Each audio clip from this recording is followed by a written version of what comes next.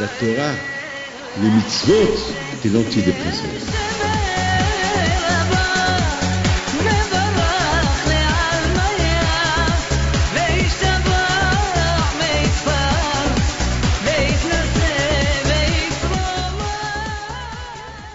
Bishut Merav et Rabotai.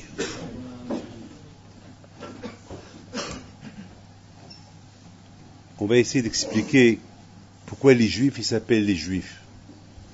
Pourquoi on nous appelle Yehudim. Alors il y a une belle histoire que la Torah nous raconte.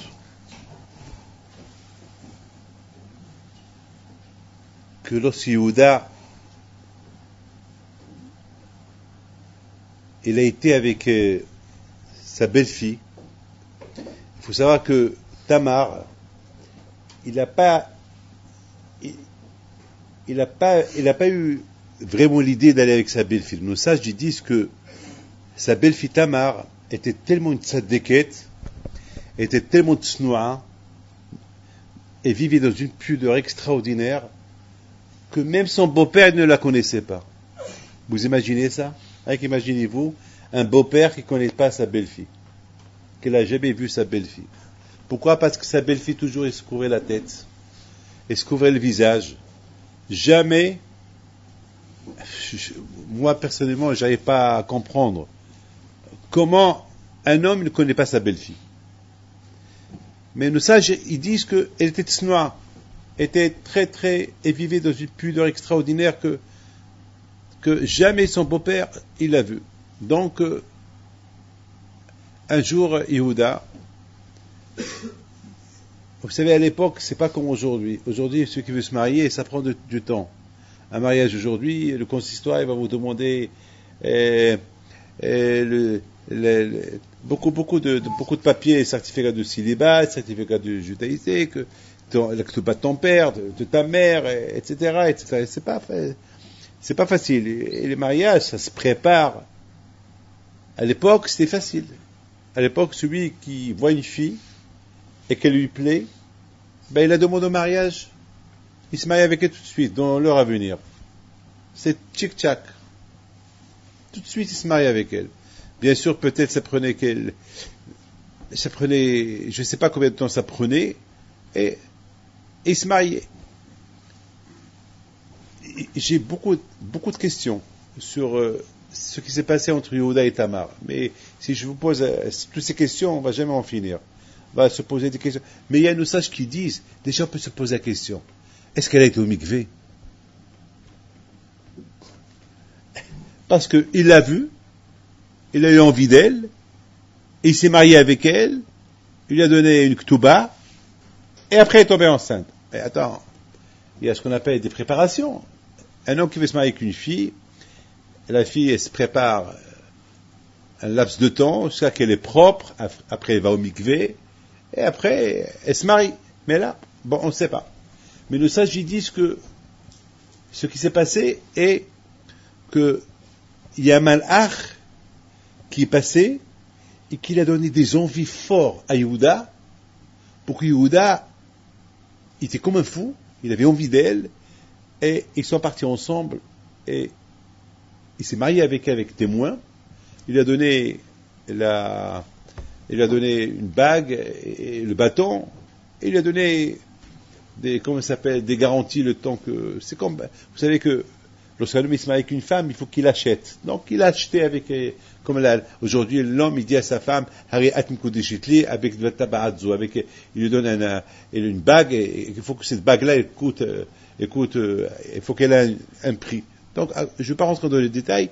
Ils se sont mariés, et après Tamar, c'était sa belle-fille, C'était sa belle-fille qui était mariée déjà avec ses 2 enfants, ils sont morts, Onan et ils sont morts, et puis elle devait se remarier parce qu'il y a une halakha qui dit que un homme qui meurt et qui laisse pas d'enfants, alors il faut que son frère il lui fait l'hiboum. Il faut que le frère il se marie avec la veuve pour avoir les enfants pour son frère.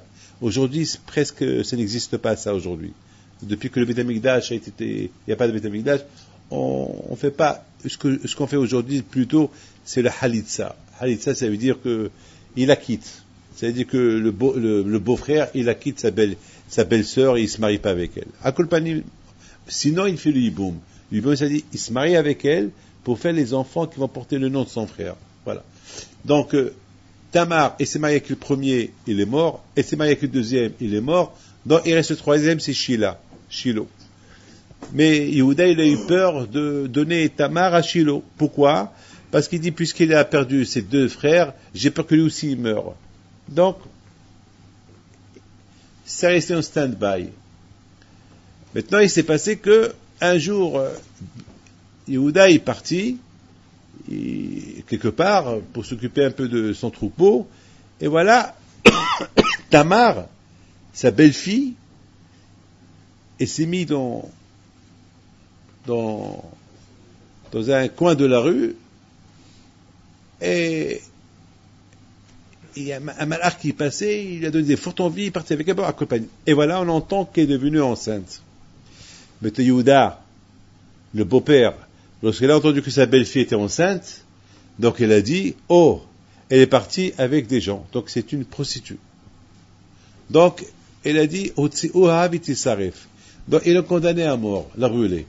Maintenant, il s'est passé que Tamar, elle n'a pas voulu le faire honte. Elle n'a pas voulu dire, de toi je suis enceinte. Elle n'a pas voulu lui faire honte. Qu'est-ce qu'elle a fait? Au départ, elle lui a dit, elle a envoyé des gens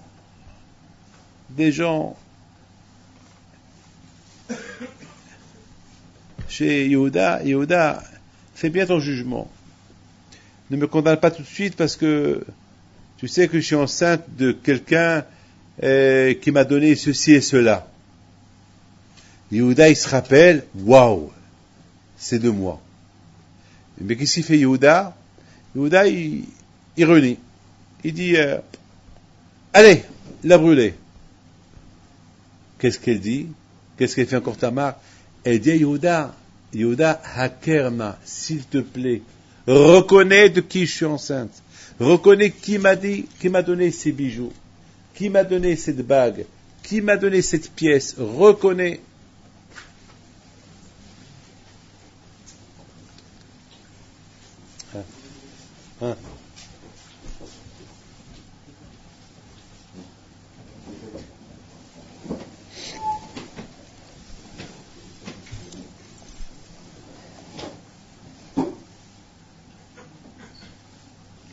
Reconnais de qui je suis enceinte. Lorsque Yehuda a entendu que Tamar, c'est de lui qu'elle est enceinte, tout de suite il a dit, Tzadka mimeni. Cette fille-là, c'est une tzadékette.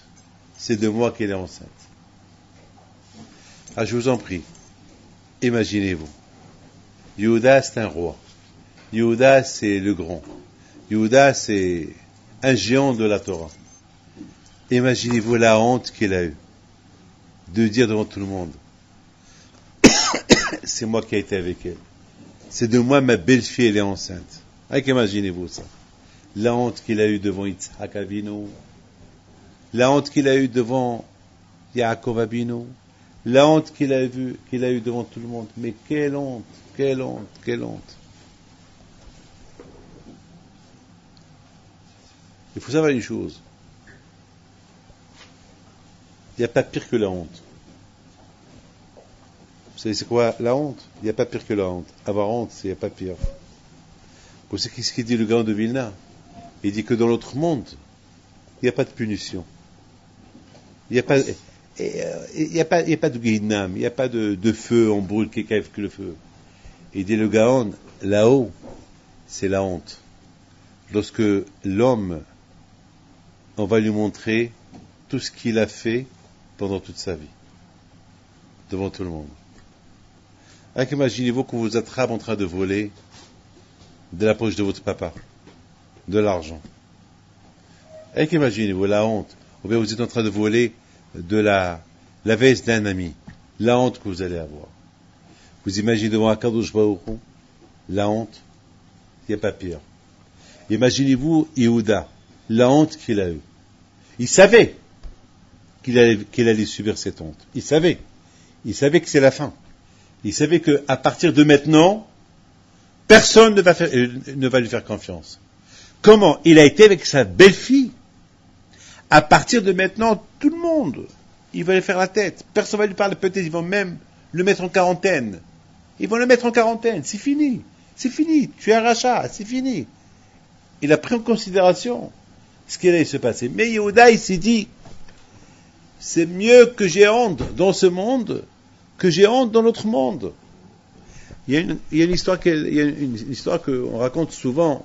Il y avait un tzaddik qui s'appelle Rabbi Amram Hassida. Il s'appelle Rabbi Amram Hassida. Et la Gemara dit pourquoi il s'appelle Rabbi Amram Hassida. La Gemara répond parce que ce Rabbi Amram, une fois il a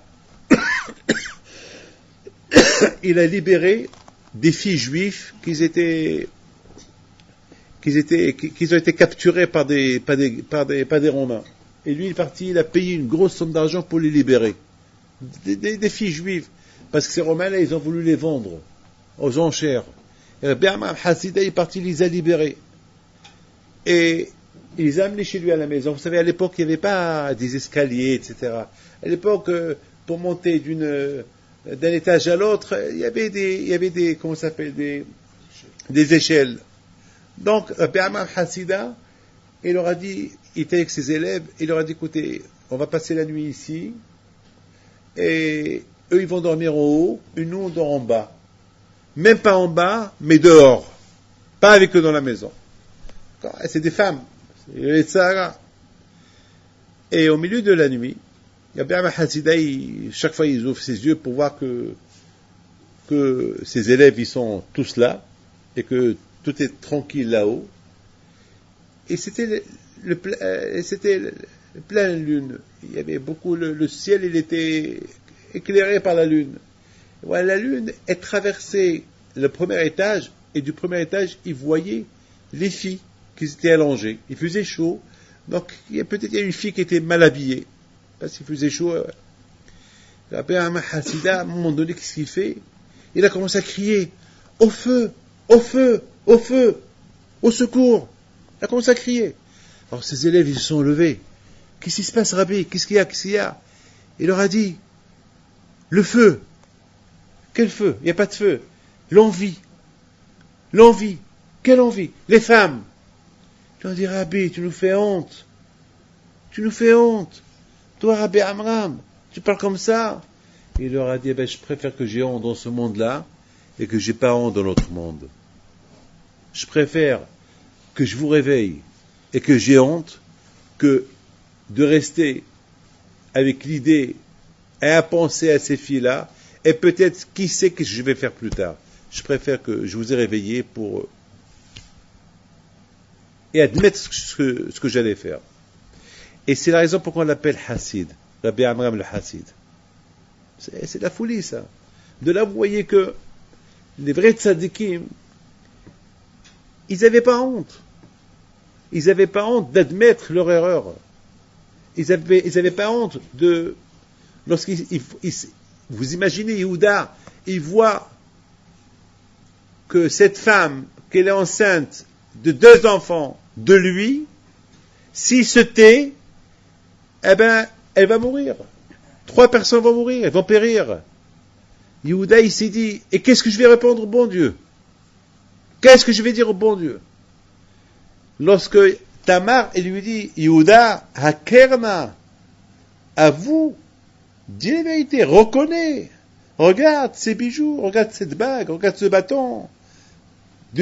Celui qui me les a donnés, c'est de lui que je suis enceinte. Donc Yehuda, il aurait pu lui dire, c'est ta faute. Pourquoi tu m'as pas dit que tu es Tamar? D'où je savais que tu étais ma belle-fille? C'est ta faute, alors tu paies les conséquences. C'est ta faute à toi. Il aurait pu, oui ou pas, il aurait pu trouver cette excuse. Eh bien, mais c'est pas de sa faute à lui. Il a pas, s'il savait que c'était sa belle-fille, vous croyez qu'elle allait partir avec elle? Non. Il savait pas. C'est elle qui a été dans la pudeur à la maison. Jamais elle a montré son visage à son beau-père. Et là, le beau-père ne la connaît pas. Il a cru que c'est une femme. Il s'est marié avec elle. Voilà, point final. Donc c'est de sa faute. Pourquoi je vais me faire honte à cause de toi? Mais elle, Tamar, elle connaît cet argument de Yehuda.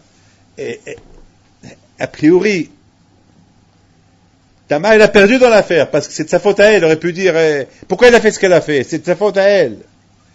Mais, mes amis, il y a une phrase qu'il lui a dit. Hakerana, avoue, c'est vrai, c'est de ma faute. Mais au moins sache, je suis enceinte de toi. C'est vrai, c'est de ma faute. J'aurais pu te dire, c'est moi Tamar. Mais c'est bon, d'accord, tu as raison. Mais maintenant, avoue que c'est de toi. Parce que si tu avoues pas, tu vas mourir avec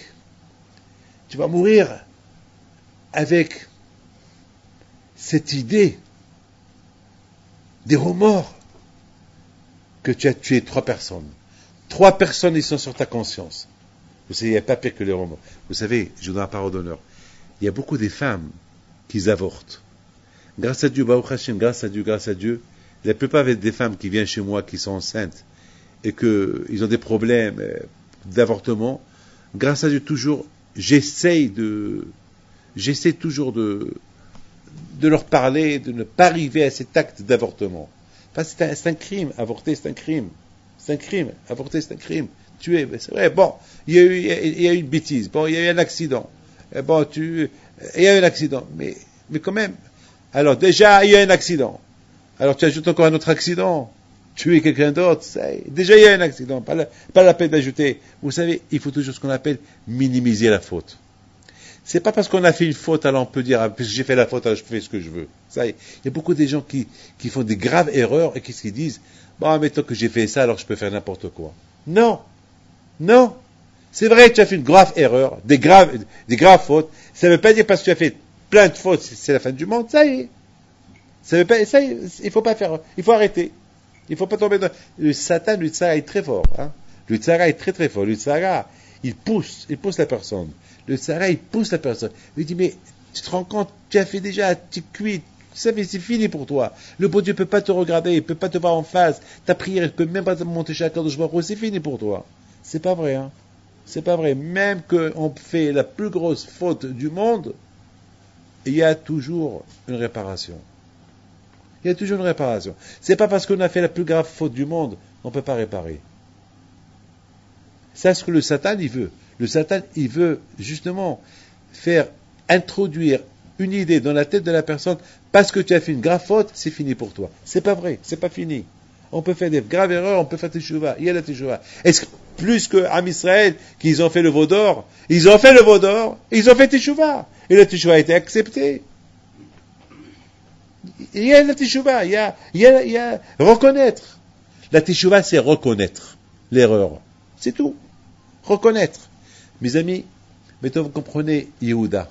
Alors maintenant dans la paracha de la semaine dernière, de la paracha de Vaïgash, écoutez bien. Yaakov Avinu alav shalom, il descend en Égypte. Il va en Égypte. Donc, j'ai oublié de vous dire. Donc finalement l'histoire s'est bien passée. Yehuda, il a reconnu sa faute. Et Yehuda, il est resté avec sa femme. Il s'est marié avec Tamar. Il a eu 2 beaux enfants. 2 grands tzadikim. Et de ces tzadikim-là, de Peretz, Zerah et Peretz, et de Peretz, il est sorti Mashiach. Mashiach est sorti de cette relation qu'il a eu Yehuda avec Tamar. Alors imaginez-vous que Yehuda, il n'aurait pas admis la bêtise qu'il a fait avec Tamar. Alors, elle aurait été tuée, Peretz aurait été tué, et Mashiach de qui va sortir? Mes amis, Yehuda, il a admis, et lorsqu'il a admis, il s'est passé quelque chose. Une voix du ciel, elle est sortie, elle a dit, mais Méni, de moi, C'est Hachem. Hachem lui-même, il dit, c'est moi qui ai voulu qu'il y ait cette relation.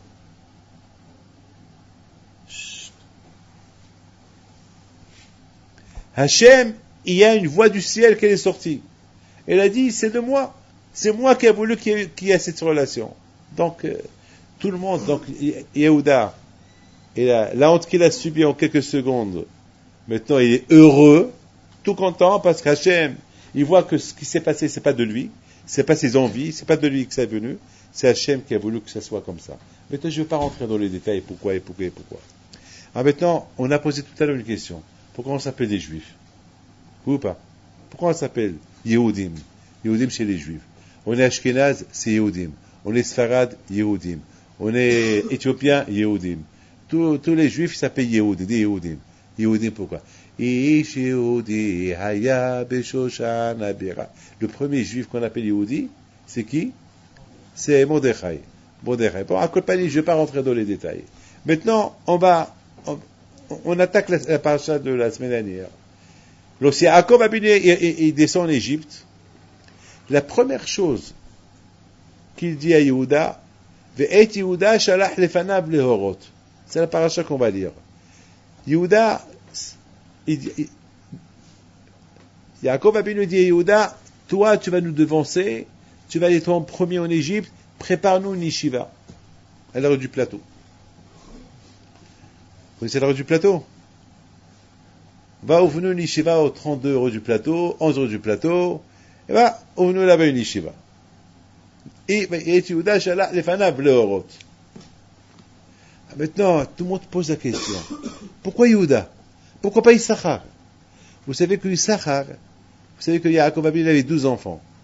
Celui qui était le symbole de la Torah, celui que de lui sont sortis des grands tzadikim, celui que de lui sont sortis des chefs, des dayanim et des grands rabbanim, c'est de la tribu de Issachar. C'est de Issachar. Alors Issachar, vous savez comment Yaakov Avinu il compare Issachar? Hamor Gorem. Shoreh ben Asfataim. Yaakov Abinu, il le traite de Hamor, l'âne. Pourquoi l'âne? Parce que l'âne, de plus qu'on met sur elle, jamais l'âne, elle dit, je suis fatigué. Et jamais l'âne, elle dort. Elle dort lorsqu'elle est crevée, et s'arrête quelques secondes, elle dort. Et l'âne, on met sur elle, on met sur l'âne n'importe quelle charge, et n'importe quel poids, et l'âne, elle accepte jusqu'à qu'elle craque. Alors que le cheval, non. Le cheval, il y a une limite que tu peux mettre sur lui. À un moment donné, il commence à galoper, il commence à crier, il commence à danser tout seul. Il jette tout ce qu'il a sur lui. Parce qu'il n'accepte pas. Alors que l'âne, non. L'âne, il accepte tout. Alors, pourquoi Yaakov Abinu compare Issachar à l'âne? Parce qu'Issachar, Yaakov dit à Issachar, je te compare à l'âne, comme que l'âne, il ne sent pas la charge qu'on met sur lui, comme ça, toi, Issachar. L'étude de la Torah, tu dois étudier la Torah du matin au soir, jusqu'à que tu crèves, jusqu'à que tu tombes, jusqu'à que Yom Valaïla. Ah ben, alors d'après ce que je suis en train de vous dire, et qui a béni cette bénédiction à Issachar? C'est Yaakov Abinu. Ah, pourquoi Yaakov il n'a pas envoyé Issachar? Qui peut me répondre? Pourquoi Yaakov Abinu il n'a pas envoyé Issachar, qui est le symbole de la Torah, en Égypte pour préparer les yeshivot? Pourquoi il a envoyé Yehuda? Yehuda, c'est le roi. Très bien. Mais quand même, celui qui connaît la valeur de la Torah, c'est Issachar. Donc il n'y a que Issachar seul qui peut aller et convaincre Yosef, ouvre là. Pourquoi il a envoyé Yehuda? Pardon?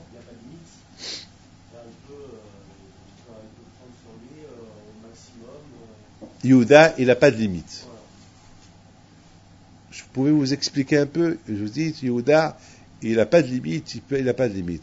Mais est-ce que vous ne pensez pas que chacun, il y a des médecins, il y a des ingénieurs, chacun il a il a une formation, disons la formation d'Issachar, c'est la Torah, alors on envoie Issachar au Yeshivot. Yehuda, c'est le roi, si vous avez raison, il n'a pas de limite, très bien, mais il ne sera pas, c'est pas comme Issachar. Je vous ai compris, j'écoute, hein. Ouais, j'écoute. Parce que peut-être il a besoin de quelqu'un qui est comme un roi, qui sait traiter, qui sait dire que toi tu fais ça, tout ça, tu as une certaine âme de dirigeant pour pouvoir faire. Vous croyez qu'un roi, il sait tout? Un roi, vous savez que le roi, il est entouré des ministres. Ministre de la Santé, ministre de l'Intérieur. Pourquoi? Parce que chacun a sa spécialité. Donc, voilà, très bien. Alors, Ça c'était le domaine de Yehuda peut-être. le domaine des Yehuda, c'est de commander. Voilà, de commander, donc d'ouvrir ça. Voilà, Mais sa formation, c'est pas la Torah. La Torah, c'est la formation de... Je vous ai compris. Moi, j'ai me taquiner, mais ça va. avec plaisir. D'accord. Alors, et toi? Alors, les 12, je pense que les 12, ils connaissaient aussi bien la Torah les uns que les autres. Qui est-ce? Les 12, ils connaissaient les 12 enfants de Jacob. Très bien. La Torah les uns que les autres. Mais connaître la Torah, c'est bien, mais si on n'est pas prêt à reconnaître ses erreurs, alors on n'aboutira à rien, on restera entêté sur notre pensée et ça aboutira. Je pense que c'est pour ça qu'il a envoyé Yehuda, parce que Yehuda, il était lui aussi fort en Torah, mais le fait qu'il reconnaisse son erreur. Je t'écoute. Et alors, vous? Comment tu t'appelles? Eliaou comment? Chikli. Ouais. En fait, Quel âge tu as? 17 ans. Très bien. Alors. Parce qu'en fait, vous dites qu'en fait, ça aurait été le mieux le plus qualifié pour arriver à choisir une yeshiva. Mais en fait, je pense que Yaakov, il voulait montrer que par une bracha, avec la volonté, il peut envoyer que n'importe qui, et on n'a pas besoin d'être un grand pour. Mais Yehuda était grand, hein. Oui, mais c'est-à-dire que c'est au niveau de tout le monde d'avoir une force. D'accord, je voulais dire que Yaakov Abino, il voulait montrer à tout le monde que c'est pas quelqu'un qui a une formation de Torah qui pouvait, même Yehuda, quand même. Je vous ai écouté, Chikli. Comment tu t'appelles? Shlomo comment? Cohen. On a un Chikli, on a un Cohen, et on a Ayel là. D'accord, très bien. Il n'y a pas une autre réponse? Je pense à autre chose. Alors, Cohen? On est d'accord que quand il y a eu l'histoire avec Yosef et tout ça, c'était Yehuda qui s'est porté garant Pour Benjamin. tout ça. Donc à mon avis, c'est une forme de, entre guillemets, remerciement. Ça veut dire, voilà, je te fais confiance, je peux t'envoyer là-bas en tant que mon envoyé, mon émissaire. Ça veut dire que tu veux dire par là que, étant donné que tu étais un bon garant, et quand même, on peut compter sur toi, donc pour aider les Yeshivot aussi, je peux compter sur toi. Quelque chose comme ça. Alors, je vous ai... Et Baloul! Alors, vous avez une réponse à ma question, M. Baloul?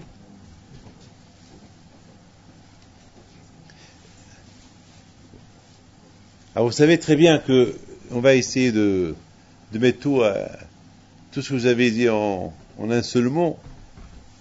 Vous êtes super tous. Chacun, il essaie par ses propres moyens de donner une réponse. Très bien. Je voudrais simplement vous dire que je voudrais pas d'honneur, hein, que si j'étais moi Yaakov Abino, j'aurais envoyé Issachar. J'aurais pas, parce que Issachar, c'est la formation de la Torah. Moi, j'aurais envoyé Issachar. Pas Yehuda, personne. Même que Yehuda, il est roi, et qu'il est capable, mais quand même, la Torah, il faut quelqu'un qui est dans la Torah nuit et jour. Comme l'âne. L'ahmar. L'ahmar, vous savez, l'âne. L'âne, vous savez, écoutez bien ce que je vais vous dire.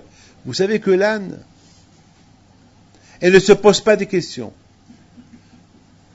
Tout ce qu'on peut mettre sur elle, elle se pose pas. Elle aurait pu dire, mais pourquoi on met sur moi tout ça? Mais c'est trop lourd tout ça. Mais elle ne se pose pas de questions. Elle accepte. Mais écoutez bien. Elle accepte. Alors, est-ce que l'âme, elle est hamar ou pas? Est-ce qu'il est mahboul ou quoi? Est-ce qu'il est fou? Eh bien, écoutez très bien.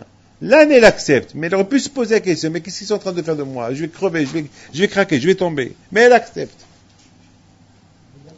Donc ça veut dire, on aurait pu envoyer, c'est mieux, quelqu'un, et la Torah, dans la Torah c'est pareil. Vous savez que les tzadikim, ils aiment tellement la Torah, ils étudient tellement.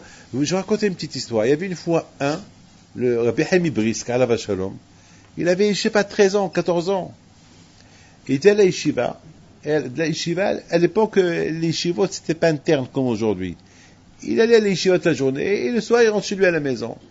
Mais de chez lui, il est parti au Beth Midrash pour la prière. Et dans le Beth Midrash, il y a une bibliothèque comme celle-là, ou peut-être plus grande que celle-là, une grande bibliothèque. Et voilà, dans la bibliothèque, il a pris l'échelle pour prendre un livre, il a ouvert le livre, il était debout sur l'échelle, en train de lire. Et voilà, le shamash de la synagogue, il dit, Haïm, tu sais que ça fait tard, hein, je vais sortir et tu claques la porte de la synagogue lorsque tu finis. L'histoire, elle se termine. Le matin, le shamash, il vient, et il trouve Rabbi Haim Brisk encore debout, sur l'échelle, avec un livre ouvert. Il lui dit, mais qui t'a ouvert ce matin? Il lui dit, personne. Comment personne? Non, ça y est, j'ai fini, je vais partir. Qu'est-ce que tu fais pas tout? C'est le matin déjà. Il lui dit, quoi, tu restais là debout toute la nuit? Toute la nuit, il est resté debout. Rabbi Haim Brisk. Vous savez, l'ami de mon grand-père, Rabbi David Ben Hazan, alav shalom, à Essaouira, il accrochait, on a, jusqu'à maintenant, à sa synagogue à Essaouira, il y a un coin où il y a là-bas 2 anneaux, où il attachait ses péotes pour ne pas qu'il s'endort. Et lorsqu'il allait s'endormir, ça tirait. Vous ne pouvez pas imaginer cette tzadikim-là, l'amour de la Torah. Et c'est pas la peine que je vous dis. Vous savez, une fois en Amérique, lorsqu'il y a une 20aine d'années, il y avait un tremblement de terre, et je suis parti, j'étais là-bas, je suis arrivé un jour après, le tremblement de terre, à Los Angeles. Et mon frère, Biakom, me dit, Rabbi David, viens, on va aller voir une femme qui nous aide beaucoup, et qu'elle était dans le coma, parce qu'il y a une photo qui est tombée sur elle, et bon, grâce à Dieu, elle a repris connaissance, mais viens, on va lui rendre visite. Je suis parti avec lui, et dès que je l'ai vu, il était content de me voir. Je dis, lorsqu'il y a eu le tremblement de terre, où vous étiez? Il me dit, alors, j'étais en train de compter les diamants, parce que c'était une diamantaire, et elle faisait le tri des diamants. Elle a lâché une grosse bourse de diamants. Je lui dis, mais lorsque ça a commencé à trembler, il dit, j'ai pas senti. Et je lui dis, comment tu n'as pas senti? Il dit, parce que j'étais concentré dans les diamants. Vous voyez que, de la même façon qu'on peut être concentré dans les diamants, comme c'est tzadikim, lorsqu'ils sont concentrés dans la Torah, ils trouvent dans chaque lettre de la Torah des diamants. Eh oui. Il dit David Ameler. Chaque lettre de la Torah, elle est plus douce que le miel, plus importante que les plus grands diamants, les pierres précieuses. Bémet, entre vous et nous, entre vous et moi. Un homme, après 120 ans, il prend quoi avec lui? Rien du tout. Ses diamants restent là, ses maisons restent là, son business il reste là, tout reste là. Qu'est-ce qui va avec lui? Rien du tout. Sa femme elle reste là, ses enfants ils restent là, tout reste là. Qu'est-ce qu'il prend avec lui? Rien du tout. Sauf s'il a avec lui un peu de Torah. C'est tout. Je vous pose une question. Je vous souhaite à vous tous une longue vie si Dieu veut. Mais je vous pose une question. Moi, je vous souhaite une bonne panassa, un bon mazal, tout ce que vous voulez. Mais je vous pose une question. Après 120 ans dans l'autre monde, il y a ni pompe à chaleur, il n'y a rien du tout là-bas. Là-bas, il y a rien du tout. Il y a rien. Il n'y a pas de cinéma, il n'y a pas de télévision, il n'y a pas d'iPhone, il n'y a pas d'iPod, il n'y a rien de wallo. Il n'y a ni Internet, rien du tout. Il n'y a rien. Dans l'autre monde, il n'y a rien. Écoutez bien, il n'y a rien. Que je vous en prie, mais écoutez ce que je vais vous dire. Il n'y a rien du tout. Qu'est-ce qu'il y a là-bas dans l'autre monde? Qu'est-ce qu'il y a? Eh ben, il n'y a que la Torah. C'est tout. Il n'y a rien. Il n'y a pas de manger. il n'y a pas de plaisir, il n'y a rien. Alors quoi? Et en plus là-bas, c'est ce qu'on appelle la vie éternelle. La vie éternelle. Vous imaginez, beaucoup de fois ici, on voit des gens, ils sont assis comme ça. Qu'est-ce que tu fais? Ah, rien. Qu'est-ce que tu as? Ouf. Mais qu'est-ce qu'il y a? Ras-le-bol. Qu'est-ce qu'il y a? Je m'ennuie. Tu t'ennuies? Mais, je sais pas. Qu'est-ce que je vais dire? Mais sors dehors. J'ai pas envie. Je vais même lui dire, alors, va au cinéma. J'ai pas envie. Je peux même pas lui dire, va étudier. Si je lui dis, va étudier, il va dire, étudier. Alors là, étudier, je vais m'embêter. Qu'est-ce que je vais faire? Étudier, mais je vais devenir fou. Ah, maintenant, je vous pose une question. Qu'est-ce qu'ils vont faire dans l'autre monde? Parce que dans l'autre monde, on va donner à étudier la Torah avec ceux qui aiment la Torah. Mais ceux qui n'aiment pas étudier, de la même façon qu'il s'ennuie ici, il va s'ennuyer là-bas. Alors, qu'est-ce qu'il va faire? C'est pire que la mort. Hein. Tu sais ce qu'il va dire au bon Dieu? Il va dire, bon Dieu, je préfère mourir. Mais il va dire, bon Dieu, tu es déjà mort. Il va dire, tu es déjà mort. Il va dire, tu es déjà mort. Qu'est-ce qu'il va faire? Qu'est-ce qu'il va faire? Et pourtant, vous savez qu'ils sont dit, qu'est-ce qu'il dit David Améler? Ta'amo o qui te va Hashem. Goûte la Torah, vous allez voir le bonheur de la Torah. Tout à l'heure, j'étais en train de raconter à mes enfants, à mes petits-enfants, une petite histoire de la Torah. Une petite histoire de l'amour des tzadikim. Comment Rabbi Akiva a découvert la Torah. Comment Rabbi Elazar ben Hoken aussi a découvert la Torah. Comment tous ces tzadikim, ils ont découvert. Et de tout ce que je vous raconte, la plus belle histoire des histoires, c'est ce que j'ai vu la semaine dernière au Brésil. Il y a quelqu'un qui vient chez moi, quelqu'un que je connaissais avant, quelqu'un qui était multimilliardaire, très très riche, très très riche. Et malheureusement, avec la crise qu'il y a aujourd'hui, il a fait des mauvaises affaires, il a fait, le pauvre, il est tombé, il a tout perdu, il me dit, bon, vous savez, Rabbi David, que depuis quelque temps, je commence à étudier. Je lui dis, mais je sais, mais avant tu étudies. Il m'a dit, mais avant, j'étudiais 1 heure par jour, un jour oui, un jour non. Là, j'étudie 2 heures, 3 heures, 4 heures, parfois même 5 heures, 6 heures. Je dis, ah bon? Et tu aimes? Il m'a dit, c'est super. Il dit, heureusement qu'il y a la Torah. Je dis, pourquoi tu me dis ça? Il dit, parce que il y a 2 choses qui te donnent le plaisir. L'argent, lorsque tu gagnes l'argent, c'est un plaisir de gagner l'argent, mais c'est un plaisir non-stop. Parce que de plus que tu gagnes, tu veux encore plus. Et dès que tu as plus, tu veux encore plus. Mettons que j'ai plus rien, ah ben mettons j'ai découvert l'amour de l'étude de la Torah. Alors je suis heureux. J'ai pas d'argent, mais heureusement, maintenant j'ai la Torah. De ma tête, je me suis dit, bon, ouais, il a goûté les 2 mondes. Et le monde de l'argent, et le monde de la Torah. Maintenant, il dit, il aime. Mes amis, comment on peut admettre la vérité? Regardez là-bas. C'est écrit Shiviti Hashem dans le Echad. Shiviti Hashem, il est négdi tamid. Voir Hashem en face, toujours. Ça, c'est ça l'explication. Shiviti Hashem, que tout mon espoir, mon plaisir, ma voyance, mon tout, c'est d'être devant Hashem. Ça ce qu'on lit.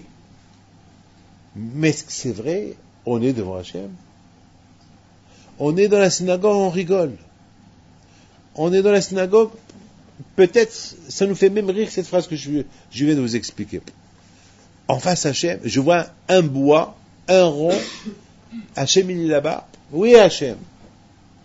Ben il faut savoir une chose. Jamais on pourra avoir Hashem. Celui qui a faim, il sent l'odeur d'un bon repas. À quoi ça lui sert s'il n'y a pas le manger? Est-ce qu'il va manger ce qu'il sent? Il a faim. C'est beau ce qu'on est en train de voir.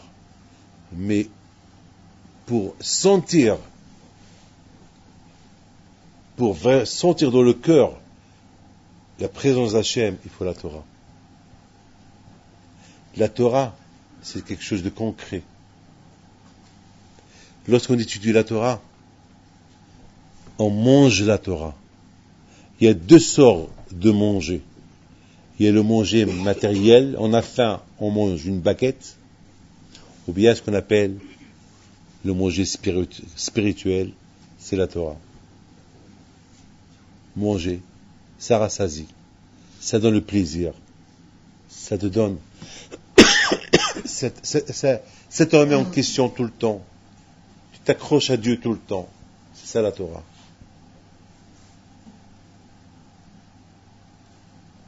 On ne peut jamais sentir le bon Dieu sans la Torah. La Torah, elle change la personne, de l'extrême à l'extrême. Peut-être, il faut passer à la deuxième phase. Vous écoutez des cours de Torah, super. Déjà, c'est beau ce que vous faites. Et bien sûr, de temps en temps, il faut passer à l'acte. L'acte, ça veut dire étudier. Pas se contenter non seulement que d'écouter, mais à passer à la phase d'étudier. Shiviti Hashem, sentir Hashem, c'est mensonge. Comment je peux sentir Hashem? La Torah elle va te donner la possibilité de sentir Hashem. C'est le secret de la Torah. Regardez-moi tous. Vous savez, je suis comme vous. Hein. Ne croyez pas que je suis un super. Je suis comme vous. J'ai ma vie comme vous. J'ai la même tête que vous. J'ai une barbe. Vous avez aussi la barbe, mais vous la rasez. Mais on est pareil. On s'habille, on mange, on dort, on marche, on voyage. Le cerveau, le même cerveau. Il n'y a rien qui fait de moi que je suis mieux que vous. Il n'y a rien qui peut faire que vous êtes mieux que moi. Chacun de nous, il a sa façon à comment voir les choses. Et chacun, il voit la chose à sa façon. La différence entre nous, est-ce qu'on voit la façon réelle, la vérité, ou bien chacun à sa façon, en se trompant lui-même, alors qu'il connaît la vérité. Beaucoup des fois, on sait la vérité, mais on traque la vérité. On détourne la vérité. On va derrière la vérité. Comme s'il n'y a pas, comme Zamak, on fait semblant que je vois que ça. Et c'est pas vrai, parce que nous tous connaissons la vérité. Est-ce qu'on n'est pas des menteurs avec soi-même? Est-ce qu'on n'est pas des lâches, avec tout le bien que le bon Dieu nous fait, et on lui rend par le mal? On fait semblant qu'on ne fait rien du tout. Yehuda, pourquoi les Juifs s'appellent Juifs? Yehudim, Yehuda du verbe admettre. Yehudi, c'est-à-dire j'admets. J'admets. J'admets. Admettre. J'admets mon erreur. D'ailleurs, c'est ça à Kippour. Qu'est-ce qu'on fait à Kippour? J'admets mes erreurs. J'ai fait des erreurs. Vidouille. Hachem, pardon, j'ai fait. Hachem de là, il dit, hé, Hakerna, avoue ce que tu as fait. Au départ, on essaye d'échapper. Au départ, on essaie par tous les moyens de faire des petites grimaces. Et Hachem, il dit, attends, ne jouez pas avec moi parce que je vous connais. Haker, ouvrez les yeux. Il faut admettre.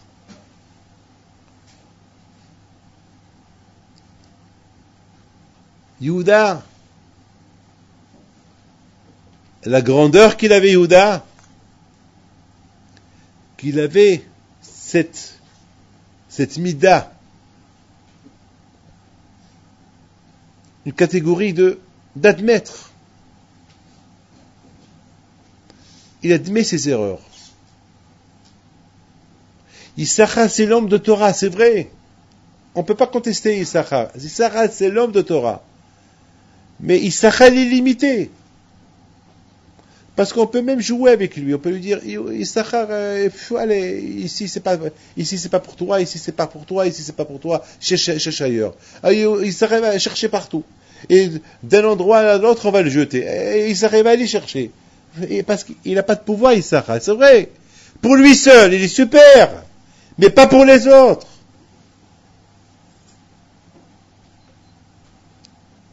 C'est la raison pourquoi Yaakov Avinu il a choisi Issachar et il a choisi Yehuda. D'ailleurs, Yaakov Avinu il dit à Yehuda, Ata yuducha hicha. Toi tu t'appelles Yehuda, tout le monde va admettre ta grandeur. Et parce que tu as admis tes erreurs. Et la Torah c'est du Emet. La Torah on l'appelle Emet, vérité. Il n'y a pas mieux que la vérité. J'admets. Yehuda, il avait le symbole de admettre. Et qu'est-ce qu'on dit nous? Hachem chaque matin, Vata tzadik al kol haba aleinu. Même avec la Shoah. On aurait pu dire, mais pourquoi Dieu nous a fait ça? On dit, Ata tzadik, tu es un tzadik à Kadosh Baruch Hu. Tout ce que tu as fait, on l'accepte. Parce qu'on est petit de dire, qui sommes-nous pour dire, pourquoi tu as fait ça? J'accepte. Parce que Bémet Yehuda, il aurait pu dire au bon Dieu, mais moi je suis tzaddik. Mais pourquoi tu m'as fait ça?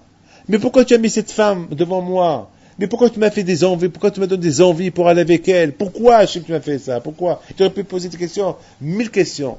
Mais Yehuda, il a dit, bon, si tu as fait ça, et en plus le pauvre Yehuda, il était dans un problème énorme, trois personnes qui vont mourir à cause de lui.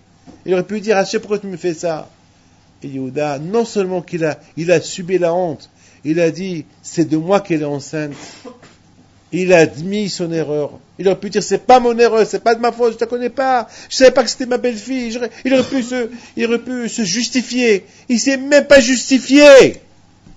Il a dit, mais Meni, elle est de moi et tombée. Bono Sho'olam.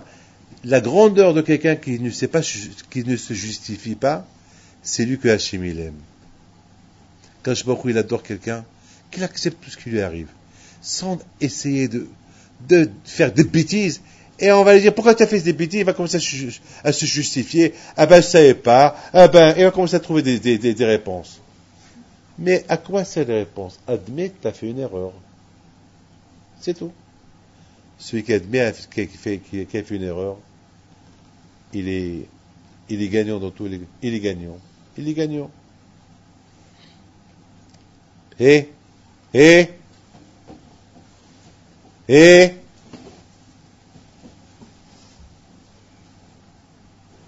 lorsqu'on vient à un cours de Torah, on vient écouter pour sortir avec quelque chose dans les mains. On sort avec des bagages. On sort avec quelque chose. La Torah, c'est une bénédiction, la Torah. Admettre. Savoir admettre. Je vous pose une question à vous tous et j'arrête. Ça vous arrive d'admettre vos erreurs? C'est dur parfois. Ou pas? On est d'accord? Je dois la parole d'honneur. C'est pas facile. Peut-être on est bien à admettre de bon. Hachem, j'ai fait. Et je vais admettre si j'ai volé à quelqu'un que j'ai volé. Quelle différence? Pourquoi Hachem? J'admets tout devant Hachem. Hachem, j'admets, j'ai fait. Waouh. Mais est-ce que je vais dire ça à haute voix? Devant tout le monde. Hachem, j'ai fait. Vous savez qui va faire son patron? Il va lui dire, allez, dégage, je veux pas que tu travailles chez moi, un voleur comme toi. Vous savez, il y a un juif qui cherchait du travail à la banque. Il a trouvé il a trouvé un poste extraordinaire à Genève. C'est une vraie histoire, hein? C'est une histoire véridique. Et puis voilà, il devient le directeur un poste extraordinaire dans une banque, et il devait commencer à travailler le lundi. Et le lundi, le patron, il vient et qu'est-ce qu'il voit le patron? Il voit que sur la table du nouveau directeur, il y avait plein de dossiers. Je lui dis, mais qu'est-ce que tu fais là? c'est quoi tout ça? Comment tu as commencé à avoir tous ces dossiers? Il lui dit, depuis Shabbat, samedi, je suis venu et je travaille. Il dit, mais vous êtes juif? Je dis, je suis juif, ouais. Quoi, t'es juif et tu es venu travailler le samedi? Mais c'est péché pour vous, les juifs. Non, moi je suis pas croyant, moi je suis pas... Non. Il lui dit, si tu crois pas en Dieu, comment tu veux que je croie en toi? Il a viré. Si toi, tu ne crois pas dans ta religion, comment tu veux que moi je croie en toi? Mais il y a une autre histoire d'un autre tzaddik, Rabbi Yitzhak de Bebitchov. Une fois, on vient lui dire un Shabbat, Rabbi, tu sais ce juif-là qui vient te voir souvent? Oui, que c'est là. Il fume la pipe. La pipe? Oui, la pipe. Oh, c'est pas possible. Mais oui. Non, c'est pas possible. Rabbi, il est dehors. Rabbi Yitzhak, il sort dehors, il le voit. Il va vers lui. Le juif, par respect, il jette la pipe. Il lui dit, c'est vrai que tu fumes la pipe? Il dit, ouais, Rabbi, je fume. Ouais, je fume. Vous savez qu'est-ce qu'il a fait Rabbi Yitzhak Halevi? Il lève ses mains vers le ciel et dit, Hachem, est-ce qu'il y a un peuple comme ton peuple? Mika, Micha, Israël, est-ce que tu as un peuple comme ton peuple? Regarde, il aurait pu me dire, je fume pas. Il aurait pu me mentir, il ment pas, c'est pas un menteur. Ton peuple, c'est pas un menteur. Il avoue qu'il fume. C'est la folie. Il y a une fois, Hafetz Haïm, il trouve un juif qui fume le Shabbat. Hafetz Haïm, il n'a pas fait honte. Il va, il s'assoit à côté de lui, et l'autre, il avait sa cigarette, en train de lire le journal dans le parc. Et Hafetz Haïm, il s'assoit à côté de lui, il commence à pleurer. Shabbos, Shabbat. Il pleurait. Et le juif, il le regarde, il dit, Rabbi, qu'est-ce qu'il y a? Il dit, mon fils, Shabbos, Shabbat, c'est Shabbat. Et il est devenu un grand tzaddik, ce juif-là. Admettre. C'est la raison pourquoi Yehuda, c'était le seul qui pouvait aller. La force, c'est pas celui qui est roi. La force, c'est pas celui qui est riche. La force, c'est pas celui qui est érudit dans la Torah. La force, c'est celui qui sait admettre ses erreurs. Et celui qui sait admettre ses erreurs. D'ailleurs, même dans le Shlom Bayit, la paix dans un couple. Si la femme, elle n'admet pas ses erreurs, elle n'admet pas que c'est de sa faute, elle finira par divorcer. Si le mari l'a dit, beaucoup des fois, le mari, il veut rester sur sa position. Non, c'est pas de moi, c'est de ta faute. Admettre. C'est pour ça que Yehuda a été choisi. C'est pour ça, Am Israël, on a tous pris le nom de Yehuda. Toi, Am Israël, il porte le nom de Yehuda. Pourquoi toi, Am Israël, porte le nom de Yehuda? Parce que Yehuda, il a le titre et le symbole Yud, modé. J'admets. La première chose qu'on fait le matin, qu'est-ce qu'on dit le matin? Modé. Merci à Hachem. Je reconnais Hachem que j'étais comme un mort et c'est toi qui me redonnes la vie. Celui qui sait reconnaître, celui qui sait admettre, c'est lui que Hachem il préfère de tout le monde. C'est vrai, Issachar, c'est le symbole de la Torah. Mais on peut être symbole de la Torah, ça ne veut pas dire qu'il peut être super. Il est symbole de la Torah, mais il n'a pas les forces. Je peux être un grand tzaddik, je peux être un tzaddik qui étudie la Torah nuit et jour, mais si je n'ai pas la qualité d'admettre, je suis zéro, je suis nul. Voilà mes enfants, je vous admire, je vous aime bien parce que vous êtes tous des jeunes et vous pourrez peut-être ce soir ailleurs, et vous êtes venus écouter un cours de Torah. Bon, je sais que vous êtes tous liés avec mon fils Rabbi Yoel, et que ce soir il n'est pas ici, il est en Israël pour aller pèleriner. Alors il vous souhaite à vous tous, il m'a promis de prier pour vous au Kotel Ma'aravi, si Dieu veut, et s'il va dans le Krivet Tzaddik, il pensera à vous. Je sais que tout à l'heure il va m'appeler pour me dire, papa, combien ils étaient, si tout le monde était là. Donc je vais lui dire que tout le monde était là, et que vous tous, vous le passez le bonjour ou pas? Oui. Bistrout Rabbi Him Pido soit avec vous, Amen.